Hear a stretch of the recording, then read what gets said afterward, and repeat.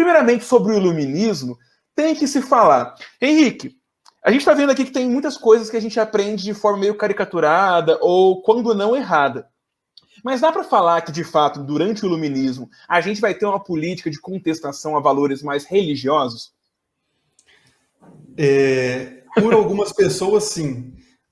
A questão é o seguinte: o período do iluminismo é também o período de pluralismo religioso na Europa, né? Porque você teve as reformas protestantes, então você tem países, né, nações, ali, estados com religiões diferentes, que isso gera um problema muito grande, até porque na linha sucessória, às vezes você tem alguém de outra religião querendo entrar. Na Inglaterra vai variar muito, né?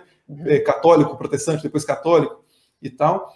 Então você tem esses problemas políticos associados a essa pluralidade de religiões, e isso gera perseguições também, né? Então um católico num lugar protestante vai ser considerado um herege, um cismático, né? E vice-versa, num país católico, os protestantes vão ser perseguidos como hereges e tal.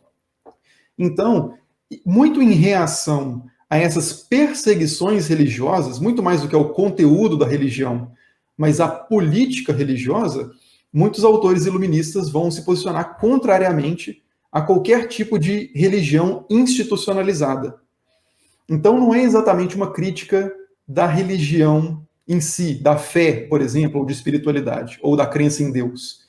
É uma crítica à igreja como uma instituição que está abusando de uma mensagem de fé para causar ódio, sofrimento, tortura, cerceamento de pensamento e esse tipo de coisa. Então, por exemplo, Voltaire e Diderot, por exemplo, vão ser duas figuras altamente anticlericais, ou seja, contra o clero, contra a Igreja Católica e contra qualquer tipo de igreja organizada que faça esse tipo de perseguição, esse tipo de censura de pensamento.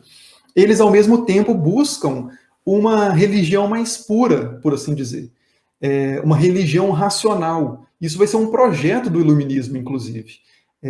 Kant, por exemplo, escreve um livro que chama A Religião nos Limites da Simples Razão, que é justamente tentando dar uma roupagem, assim, uma base exclusivamente racional, nos moldes dele, né, da crítica da razão pura, etc. e tal, para o fenômeno religioso. Então, excluindo tudo aquilo que não deve ser considerado religião, por exemplo, perseguições religiosas, pessoas acumulando poder em razão da sua autoridade religiosa, como bispos, papas, etc., mas mantendo a questão ética, por exemplo, das religiões, o amor ao próximo, mantendo a questão da comunhão, da comunidade, enfim, né? Então você vai ter vários autores, até os próprios deístas, né, que você pode entender como eles sendo críticos da religião, mas você pode entender eles também como proponentes de uma religião em moldes diferentes. Então depende da sua perspectiva. Se você chama de religião o fenômeno histórico institucional, eles são contra a religião. Se você chama de religião a busca por transcendência ou compromissos éticos ou alguma coisa desse tipo, eles são pró-religião, né? Eles estão tentando, inclusive, salvar a religião das instituições. O Spinoza, por exemplo, que é um filósofo holandês do século XVII, ele vai escrever um livro que chama Tratado Teológico Político, em que ele faz justamente uma crítica de toda instituição religiosa, acusando os religiosos de serem heréticos e cismáticos. Porque ele diz que todos aqueles que se afastam da verdadeira, natural e racional religião é que são traidores da fé, por assim dizer, né? Então as igrejas institucionais seriam as verdadeiras traidoras da fé, enquanto que os filósofos livre-pensadores, etc., seriam os verdadeiros religiosos, né? Então, dá para complexificar um pouco essa questão. Mas do ponto de vista da crítica à religião institucional, sem dúvida, o iluminismo é um período de grande anticlericalismo, né? Vão contra o clero.